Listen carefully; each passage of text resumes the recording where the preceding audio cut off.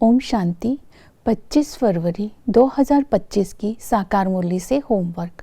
आज की मुरली से हम लक्ष्य लेंगे, सूर्यवंशी घराने में ऊंच पद पाने के लिए संपूर्ण पावन बनना है। अर्थात सूर्यवंशी आत्मा की विशेषताओं को जीवन में धारण करने का लक्ष्य रखना है।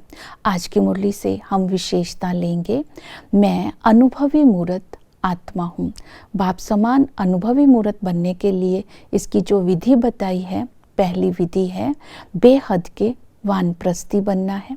वे बेहद का वानप्रस्थी कभी भी गुड़ियों के साथ खेल नहीं खेलता, अर्थात छोटी मोटी बातों में अपनी स्थिति को हलचल में नहीं लाता।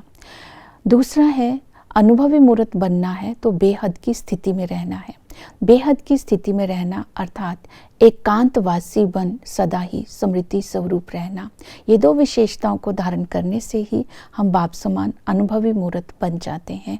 आज की मुरली से हम स्वमान लेंगे, मैं विजयी आत्मा हूँ। एक बाप के साथ कनेक्शन रखने से याद की यात्रा करते हुए इस यात्रा में जो भी नज़ारे आते हैं उन नज़ारों को हम मनोरंजन समझ हंसते गाते हुए पार कर लेते हैं और हर कदम में विजय का वरदान अनुभव करते हैं, अर्थात सफलता अनुभव करते हैं। आज की मुरली से हम पुरुषार्थ करेंगे।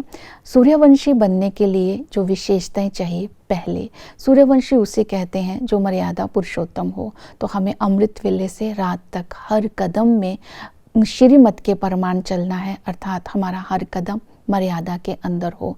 सूर्यवंशी उसे कहते हैं जिसकी चलन रॉयल हो। अपनी चलन को रॉयल रखने के लिए स्मृति रहे, हम बड़े आदमी हैं, हम लक्ष्मी नारायण जैसा पद पाने वाले हैं।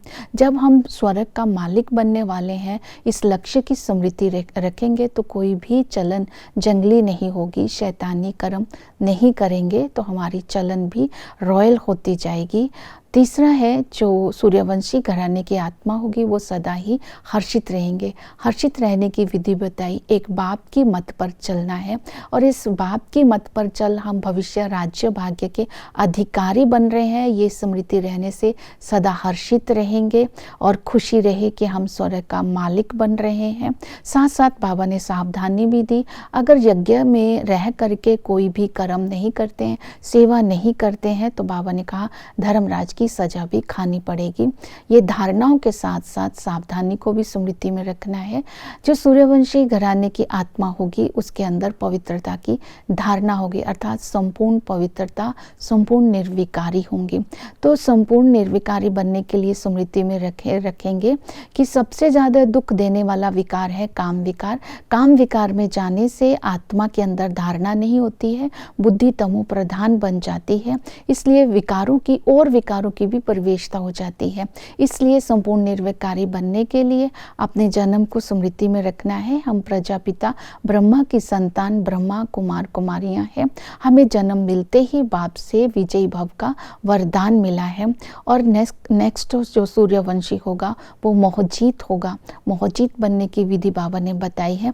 जब ज्ञान की प्रवेशता हो जाती है तब सारे मोह टूट जाते हैं और जब मोह टूट जाते हैं तब कोई भी पकड़ नहीं सकता, अर्थात कोई भी बंधन नहीं रहता है।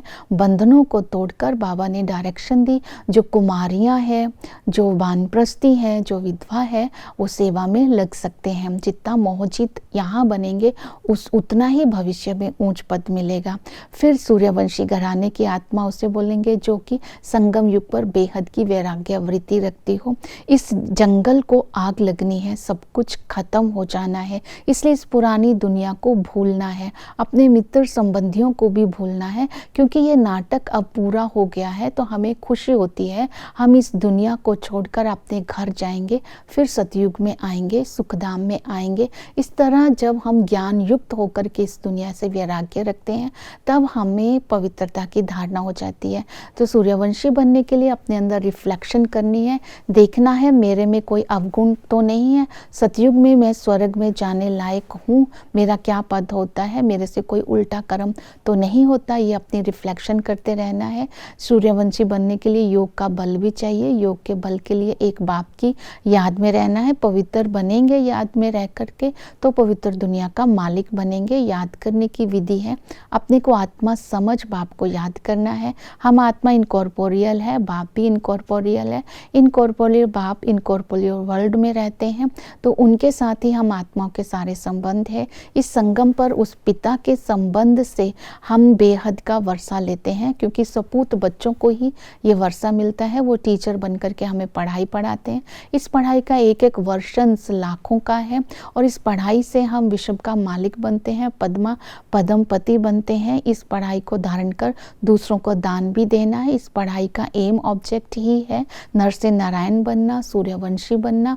तो इसके साथ साथ सतगुरु आकर के हमें रावण की जेल से छुड़ाते हैं। सूर्यवंशी उसको बोलते हैं जो स्वदर्शन चक्रधारी होता है। स्वयं भी स्वदर्शन चक्र फिराना है और दूसरों को भी स्वदर्शन चक्रधारी बनाना है, कि इसमें हमारे पास जो स्वदर्शन चक्र बाबा हमें समझाते हैं कि आदि में लक्ष्मी नारायण का राज्य होता है, सब सतो प्रधान होते हैं, धर्म श्रेष्ठ कर्म श्रेष्ठ होते हैं। मध्य में धर्म भ्रष्ट कर्म भ्रष्ट होने से मनुष्य दुखी हो जाते हैं, दुख की दुनिया हो जाती है। अंत में बाप आकर आदि सनातन देवी देवता धर्म की बात सुनाते हैं। 84 जन्म लेने वाले देवता कभी बीच से वापस नहीं जा सकते। जब हम इन धर्मों को पालना देने के लिए सर्विस भी करनी है, सर्विस का हमें शौक होना चाहिए। स्वर्ग की स्थापना कैसे होती है इसमें बताना है। मंदिर में भक्तों को बाप से वर्षा लेने की युक्ति बतानी है, प्रदर्शनियाँ करनी है और भक्तों को ये ज्ञान देना है। ओम शांति।